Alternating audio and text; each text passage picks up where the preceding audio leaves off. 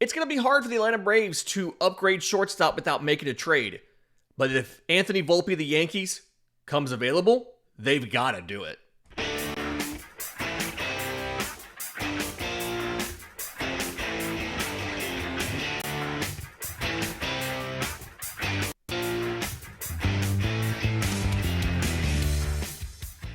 Yes, welcome on in to Braves Today for Tuesday, August 26th, your source of news, notes, and updates on your Atlanta Braves. I'm your host, Lindsay Crosby. You can follow me on social media at Crosby Baseball. You can follow the show on X, Braves_today. We have a Facebook page and Instagram as well. And you can find all of my written work, bravestoday.com. That's the Braves Today Substack, as this is both a podcast and a newsletter. I want to talk about Spencer Strider's start last night. We saw improvements from him in some of the important metrics. The induced vertical break in his fastball. Talked about that a week or two ago about how important it is for him to get that. We saw it last night. I'm going to tell you what he said after the game about how he did it and why it makes him, and why that's a much bigger deal to him than the velocity. But before we do that, I got a question in that mailbag I did yesterday. Somebody sent me on Sunday night about Anthony Volpe of the New York Yankees. And if the Yankees decide to move on from him, would Atlanta be interested in? Is that something they should do? So I kind of off the cuff answered for the mailbag yesterday. And then when I had some time to sit and look into it and really kind of deep dive, I'm pretty on board with the idea if it happens. So let's talk about it. And full disclosure, I don't really expect the Yankees to make Anthony Volpe available, right? Aaron Boone said that Volpe, like, quote here, is our shortstop, right? They gave him 2 days off. It was like a 2-day mental reset. But Boone gave the vote of confidence that Anthony Volpe is their shortstop. Now, that doesn't mean they won't decide in the offseason to make a move. We've seen that before. They did acquire Jose Caballero from the Tampa Bay Rays at the trade deadline, and he has multiple years of control and could bridge them into something like top prospect George Lombard Jr. being ready for the majors. So, like, they have a path if they want to move on from him, okay? They're not locked into they have to keep Volpe because they have no other options. Kind of like how Atlanta right now is locked into, you pretty much have to keep Nick Allen because you have no other options. They have an option in Jose Caballero. So let's talk about a hypothetical world where they chose to move on from Anthony Volpe. Why would they do it? Why would Atlanta be interested? And what might the deal look like? And here's the thing about Volpe. He won the job prior to the 2023 season. He beat out Oswald Peraza and Oswaldo Cabrera for the shortstop job. And he's been the starter now for 3 seasons. And depending on how you look at it, they've all had promise and they've all been disappointing, right? So his first year, he wins the Gold Glove in the American League. He wins the Gold Glove at shortstop in the American League. And here's the thing. Throw that out, okay? We're going to throw out the Gold Glove. And I know that's going to impact the cost, and that's going to impact the overall deal. But from an analysis perspective, let's throw out the Gold Glove. He was 21st in Major League Baseball by outs above average in 2023. He wasn't anywhere near the best defensive shortstop.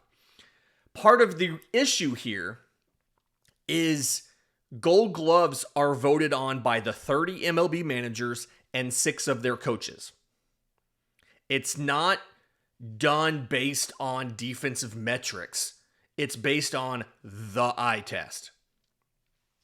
And when you look into the actual defensive metrics, 2024 was actually much better, right? He was the 6th best shortstop in fielding run value at +8, was the 2nd best mark in the American League behind only Bobby Witt Jr., and he didn't win the Gold Glove that year. And then this year, he's cratered defensively. His range has gone to virtually nothing. He went from plus 11 fielding run value last year to minus 5 this year, despite his defensive positioning being the exact same.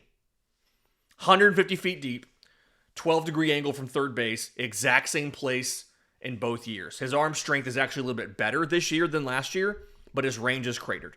He also has better defenders around him, right? Gleyber Torres at second last year was bad. Jazz Chisholm at second base this year is good, and his defense is doing worse. But that's not the big concern for the Yankees. The big concern for the Yankees is the offense. In 3 seasons, he has a collective 222 average, 284 on base, and 380 slug.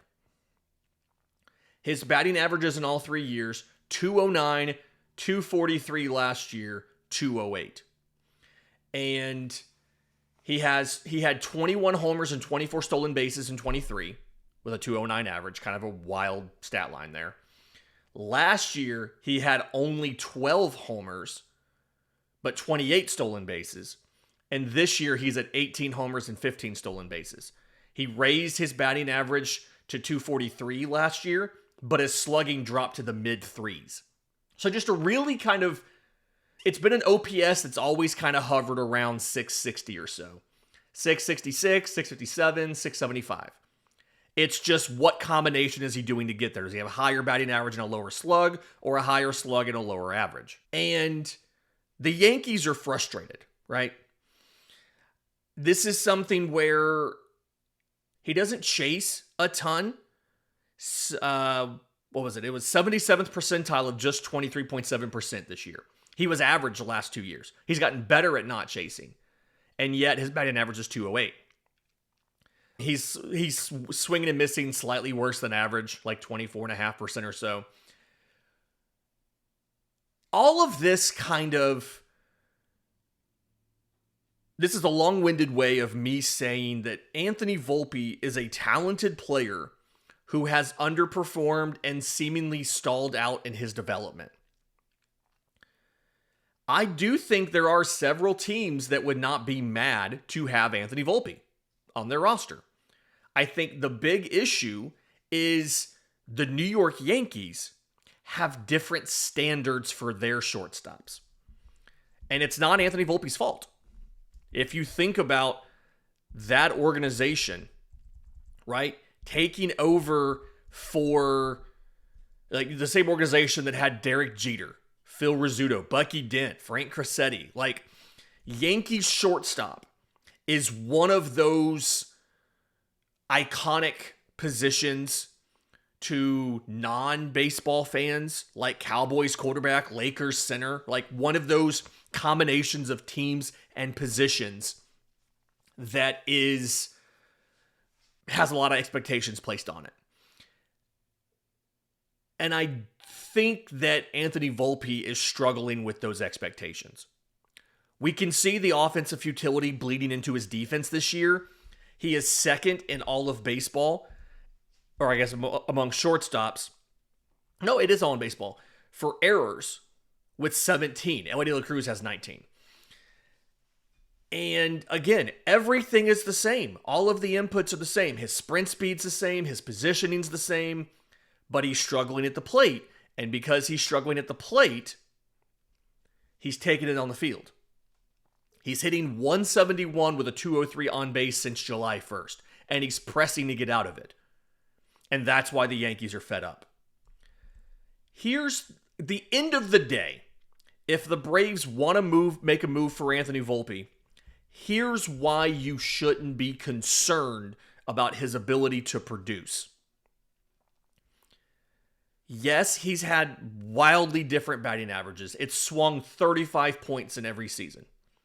He now has 3 consecutive seasons of an expected batting average between 233 and 238. His actual inputs have been fine. The expected batting average has been good. He's gotten better at not chasing.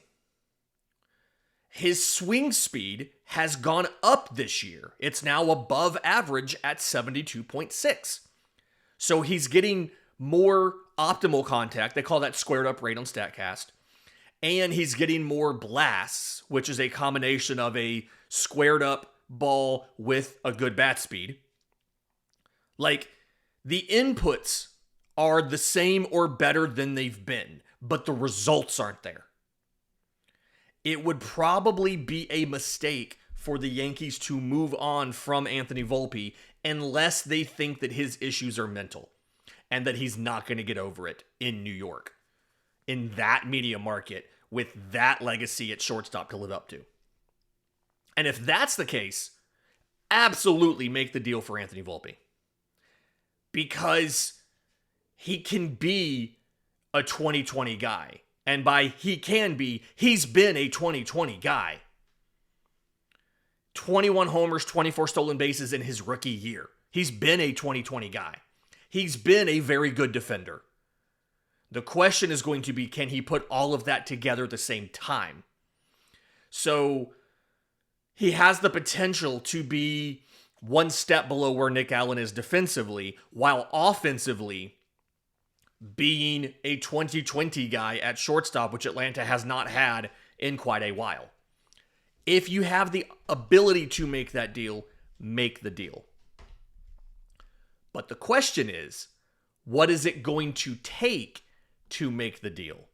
And what other options might be out there? Let's talk about that next, right here on Braves Today. But first, today's episode is brought to you by our friends at Encase Cards, custom card manufacturer. Love these guys and what they do. You upload your photo of whatever it might be, your kid playing U Sports, your family portrait, whatever you want to memorialize. Let's go with that. There, you choose holographic options, you choose backgrounds and everything. Their designers create you a custom card, a custom trading card with all of the stuff you put in. Mine are for U Sports. It's the most obvious usage, but there's tons of things you can do with this. And it's got my son's name, position, a team he played for, number, all of that stuff, front and back, designed just like a card you would rip from a pack. They print it on high quality cardstock, they slab it, and they put it inside one of a couple different options of colored frames with built-in stands in the back. Go to ncasecards.com, ncasecards.com, promo code BRAVES today, get you $5 off of your order. Again, ncasecards.com, ncasecards.com, promo code BRAVES. Welcome back to Braves Today. Lindsay Crosby talking about the idea of trading for Anthony Volpe. And I've kind of said that the expected statistics are surprisingly static every single year, despite the actual numbers kind of varying wildly. We've seen him be good defensively. We've seen him be a 2020 guy at the plate. The question is putting it all together and being more consistent. And I think getting him out of New York can do that. So there's two options if you make this deal, as far as what the package looks like. The first option is a major leaguer going back.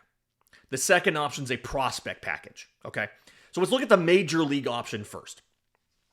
And the hard thing here is there's not a ton of overlap between Atlanta's tradable pieces and New York's roster needs, okay? New York's gotten like zero WAR from left field. It's a combination of Jason Dominguez, former top prospect, and veteran Cody Bellinger. Bellinger could decline a $25 million player option and go to free agency, joining starting center fielder Trent Grisham. But here's the thing. Jurickson Profar is probably not very appealing in a trade because he can't play center field. Dominguez can't play center field unless they want to put Aaron Judge back in center field, or they think Spencer Jones is ready to come up. Acquiring Jurickson Profar doesn't solve their problem of needing a center fielder. And unless Cody Bellinger wants a multi-year deal, he's likely to just return, because who would pay Cody Bellinger more than $25 million into his age 30 season? He's been good, right? 272 average, 813 OPS, 24 homers, 11 stolen bases. He's not been $25 million good. So unless he wants a multi-year deal, if I'm him, I would return for 26 and then hit the free agent market at the age of 30 for my age 31 season and look for a long-term deal. Maybe he opts out and wants the long-term deal now, thinking this is a good platform year. But even then, Profar is probably not appealing. I don't know how appealing Sean Murphy might be either, because they have two young catchers with a ton of affordable control in Austin Wells and Ben Rice. Now, they haven't been very good from a WAR perspective. Austin Wells and Ben Rice, combined with third catcher JC Escara, have combined for negative 1.7 WAR. But Rice and Wells have like 5 more years of team control.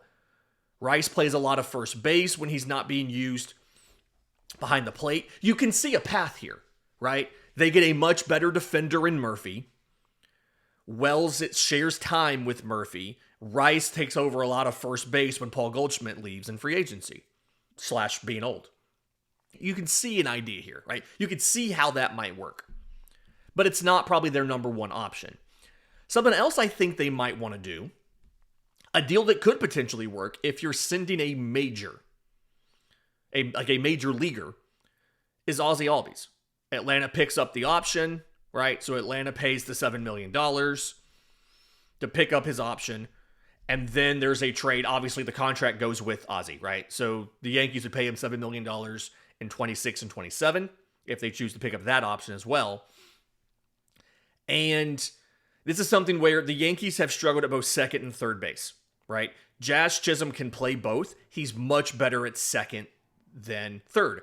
They traded for Ryan McMahon. He has 2 years and $32 million left on his deal. So you've got Jazz, who's much better at second. You've got McMahon, who's much better at third. Oswaldo Cabrera was the starting third baseman until he fractured his ankle. He's a really good utility guy. He can play anywhere. He did a bunch of outfield stuff when Judge went down. I think it was 24? And led the team in outfield assists despite not even starting playing out there till halfway through the year. And some of his very first starts were in the outfield. He was playing outfield for the first time. So the only way this works is if the Yankees move Jazz back to center field when Grisham leaves. He became a very good center fielder for the Marlins when they traded him to New York. And if the Yankees decided to move Jazz back to center field, you have the option of, because Cody Bellinger's not a center fielder anymore. He's more left than center at this point. You have Jazz in center. You have the combination of Dominguez and Bellinger in left, assuming Bellinger comes back. Judge in right. Stanton's your DH. And then your infield could be Caballero at short, because replacing Volpe, remember. You have McMahon at third. You have Ozzie at second. And then you have Oswaldo Cabrera as your first man up at any of your infield positions, with eventual backups coming in Spencer Jones for the outfield and George Lombard Jr. for the infield. So that deal might work. The other deal would be a prospect package. I can't even pretend to kind of imagine what that deal would look like, simply because we don't know how the Yankees would value Volpe. Again, I don't even know if they're going to trade him. They're probably not. Everything they've said publicly is that they won't. But if they do, and you want to make a prospect package, what's really frustrating is it's probably going to hurt. It's probably going to hurt because, one, they can say he has a gold glove. He has a 2020 season. The potential's there. It's probably also going to hurt because the Yankees, whether or not Braves fans like to hear this, the Yankees are one of the premier pitching development organizations in all of baseball. They're better than Atlanta at developing pitching. I've talked about this before in a mailbag on a Friday. They're on that Mount Rushmore of developing pitching. And so whatever guys you give them, or whatever guys they ask for that are in the deal, are probably going to be guys that have a pretty high ceiling. Whether or not Atlanta can get them there is the question. And there's a better than average chance that those guys will pan out. So Atlanta would have 3 years of Volpe, but you could give up two prospects that both end up making the majors and being really good, right? Like, most of your pitching deals, most of the pitchers you've traded in some of your deals, you've not missed those guys. In the Matt Olson and Sean Murphy deals, yeah, the catchers were a big deal there, right? You gave up Shea Langoliers, you gave up William Contreras. But in the pitching, Ryan Cusick, Joey Estes, Royber Salinas, you got him back, Kyle Muller, Freddie Tarnok, reliever Justin Yeager to Milwaukee. Like, none of those guys do you miss. But whatever prospect pitchers you give to the Yankees, there is a possibility that you miss them. There is a possibility that they make the majors. Let's assume the package. Let me give you a proposed package. Tell me in the comments what you're thinking. If you're listening on audio, I'm on social media at Crosby Baseball. If the package was Owen Murphy, Drew Hackenberg, and Carter Holton, is that a price you're willing to pay for a guaranteed 3 years of Anthony Volpe? Is that too much? Is that enough? And obviously, Atlanta's going to try to talk that package down. Again, we have no idea where they're going to value Volpe. I imagine it would be somewhat high. But if that's the package, do you make the deal? Because there's probably going to be a couple other shortstops that you can try to acquire in free agency. In trades. Free agency's Bo Bichette or bust. And I've already talked about why I don't want to do Bo Bichette on that massive deal. But if you look in free agents via trade, J.P. Crawford of the Mariners, they have a ton of young infielders coming up. He'll be a free agent after this most recent season. I did notice when pulling the stats for Volpe, Crawford's not been very good defensively this year, so it's another poor defender you're bringing in. Although Volpe has a history of being good, whereas Crawford hasn't been good recently. Trevor Story, the downside there, right? The downside for Crawford is the defense. The downside for Story is the money. He has a lot of money left on his deal, and I'm assuming you could get Boston to eat some of that. But how much do they eat? And can Trevor Story stay healthy and stay producing? That's another question. He's in his 30s. He's had a couple injuries, including elbow surgery. Can he keep up the hot streak he's on now? Can he keep that going? That's a legitimate open question. The Rays. Do you approach the Rays about Ha-Seong Kim?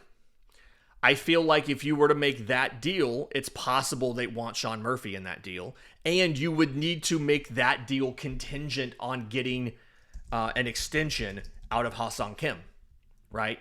His upcoming thing here, he has, I'm looking real quick. He has a $16 million player option for his age 30 season in 2026, and then he's a free agent.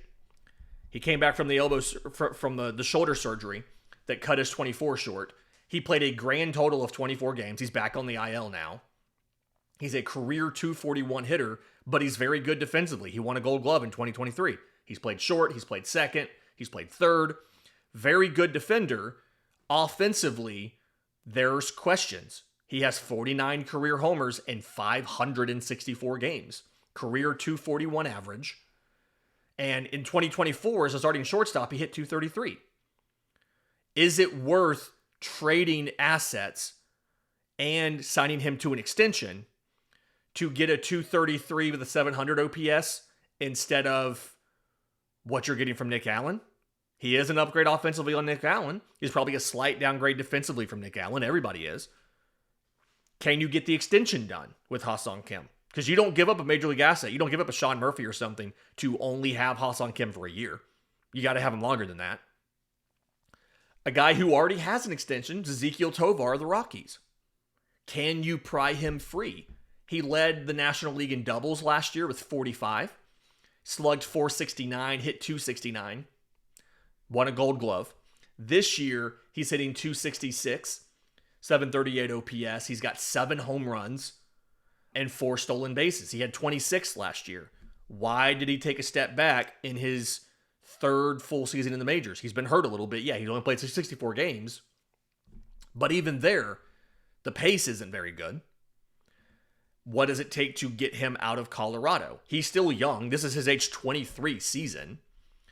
He is signed through 2031, through his age 29 season, and his salaries are next year he's making $5.5 million, then he's making $8.5, then $11.5, then $14.5, then $16.5. That 2031 options for $23 million. It answers a lot of questions about what you do at shortstop for the next half decade. But why did his offense drop? Is it just the injury? What else is it? Can you get him? What does it cost to get him out of Colorado? I imagine it's pitching because they struggle to sign free agent pitching. Can you get that deal done? There's options here. You don't have to go with Anthony Volpe, but you have to understand too, if you want to meaningfully upgrade shortstop this offseason, it's more than likely going to be via trade. Each of those guys has flaws. Which one do you sign, or which one do you deal for? Who would you rather see? Let me know. If you're on YouTube, leave it in the comments down below. If you're, again, listening on audio, I'm on social media at Crosby Baseball. All right, in just a second, let's talk about Spencer Strider's start last night. He took the loss. Wasn't his fault. Really bad luck loss. We'll get to that next, right here on Braves Today. Final segment of Braves Today, Lindsay Crosby. Let's talk about Spencer Strider, because he had what I'm going to call a very good start last night, going 7 innings with only 1 run allowed. It's the second time this season he's made it 7 innings, and it's the first time he's gone 7 innings with 1 run or less. Fewer? Since September 2023. But the way he did it was a little bit unusual, right? Gray did a great job writing this up in today's 3 things over on bravestoday.com. He got a ton of ground balls. Only 3 hits. He got a ton of ground balls. A career-high 9 ground balls from Spencer Strider, who has always been a fly ball pitcher. And a lot of it was throwing breaking pitches, off-speed pitches earlier in the count. He used the fastball less than 50% of the time. He threw a lot of curveballs. He threw some changeups, threw the sliders, getting early contact on the ground. Okay? But the big improvement that I noticed in this one, and we talked about this in the Spencer Strider show when I told everybody to just chill and relax. Spencer Strider's induced vertical break is back to where it was in his 2023 season. Okay? You'll remember, just real quick, I've got the visual aid of a baseball for those of you who are on YouTube. You'll remember just real quick. Induced vertical break is the backspin of the ball, and because of that backspin, the ball looking like it is resisting gravity on the way to the plate. It doesn't. You're not throwing a baseball hard enough to resist gravity. But it doesn't drop as much as a hitter thinks it will. Okay? MLB average is around 16 inches of induced vertical break on a 4-seam fastball. In Spencer Strider's 2023 season, he was averaging 18.5 inches, which is elite. That is an amazing mark, and it's part of the reason his fastball works so well up in the zone. This season, Spencer Strider's averaged 16.3. Last night, when he struck out Xavier Edwards, he was hitting 19, and he was averaging 18 inches. Big deal. That's getting his fastball movement back to where it was when he was dominant with the strikeouts. Now, he only struck out 3 guys last night because he was getting a lot of ground ball outs. But when you talk to Spencer Strider, which the beat down in Miami did, he said this was the biggest deal to him. Quote, "I really don't care about velo. I expect to throw harder and will always try to. It gives you more room for error. But the vertical movement, late life, whatever you want to call it, that's what is going to make my fastball succeed." He only averaged 95.4 on the fastball last night. 11th lowest average in 18 starts this year. But, again, 18 inches of induced vertical break, up 2 from his season average. and where it needs to be. And he said he went to Maven Baseball Lab. It is Metro Atlanta, a couple miles south of Truist Park. A lot of guys go. Strider's there every offseason. I know Matt Olson's gone there a lot. A lot of even guys who are no longer with the Braves. Ramon Laureano went some last year, and then he, despite not playing in Atlanta, he went some in the offseason and this year. Like, he understands and values kind of what they do. And side note, it's really frustrating for me that the Braves don't have this in-house yet. That guys are having to go to a private facility, not part of the team, because the Braves don't have their own pitching lab, either down in Northport or in Atlanta or whatever. Just buy Maven already, because so many of your guys use Maven. Just buy them already. And I know some people who have worked there, interned there, things like that. So I've talked to some folks about what they do, and it's all cutting-edge stuff on understanding the biomechanics of how your body works and optimizing what you do to get the most power out of your swing, or, you know, to get the best possible arm motion to help you have better endurance or velocity or whatever. Like, it's all cutting edge stuff. And Strider said that, like, he kind of had to go because he's trying to find a short-term fix in season. Quote, trying to understand how to move in an optimal way in the short term between starts is tough, but it's something I have to do. If I can't throw my fastball in the strike zone, that's a problem. With the late life, I can turn some of those fastballs in the zone, even if I miss locations, into foul balls like they had been previously in my career. So again, he's going to need a full offseason to get back to the Spencer Strider that we know. But in the span between one start, he went to Maven and threw a bullpen or two and came out looking that much closer to the pitcher he was in 2023. By, in his mind, the most important metric for his fastball to do that. That's why I said relax. If you're nervous about Spencer Strider, absolutely relax. Everybody's been kind of, I'm not saying freaking out, but there's been a lot of people saying Spencer Strider is washed, move him to the bullpen, trade him for peanuts, whatever.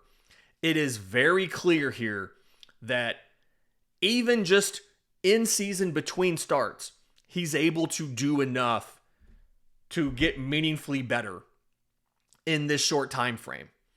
They had 10 outs in the first 3 pitches. And Strider, absolutely explained there's still plenty of things to do. Quote, still lost the command at times, didn't execute the slider as well as I wanted to, certainly didn't execute as well as I could with 2 strikes. But I thought we mixed up speed so well that we kept them off of everything enough. Definitely some progress. And he only had 3 strikeouts. The third one was the 600th strikeout of his career. And what's notable there is Spencer Strider is the fastest primary starter to get to 600 strikeouts. This was the 85th appearance of his career, and he's now thrown 426 innings with 600 strikeouts.